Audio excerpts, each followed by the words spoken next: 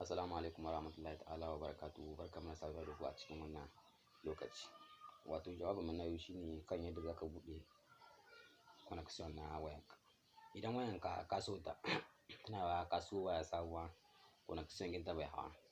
Ana iya samun haka da yawa don mun sha ganin irin wannan. To yau shine zamu yi jawabi akan yadda ko ka samu wayarka a cikin wannan hali yadda zaka iya buɗewa. Sai ku biyo mu domin ku ga yadda ake.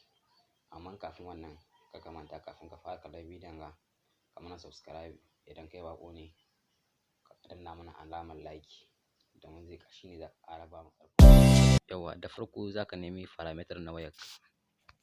Yawa mun ga na shigo sai ka zo ka nemi inda aka rubuta rezo internet. Kuna ganin shi gashi nan a sama. Sai ka zo ka danna shi. Yawa in ka zo ka shiga shi sai ka zo ka nemi gashi nan kuma an sanya rezo mobile gashi nan. Sannan ka ɗebi nom de point d'access ka danna. Ka ga dai ya gudu haka ka shigo nan. Sai ka danna wanga na sama wajen nan sai ka rubuta. Amma ka diba line da kake aiki da shi da sunan shi zaka ɗora wajen.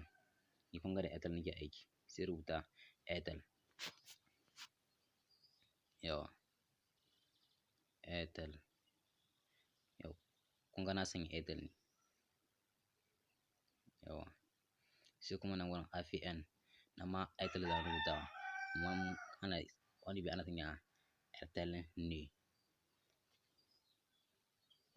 Yawa na sanya. Sai nom d'utilisation. Utilisateur kun ga nan wurin ma sai rubuta Airtel.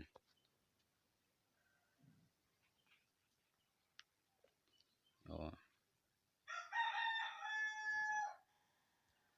Yawa kun gani ko? To. Shikenan in nayi haka to shikenan yanzu rezo na zai fara aiki lafiya lau connection ta hau lafiya lau. Ba wata matsala ba ta cewa ta ƙi haka. Connection ɗinki na ƙi hawa lafiya lau zai hawa.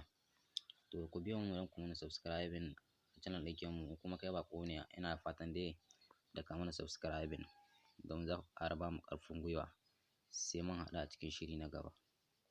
Na gode.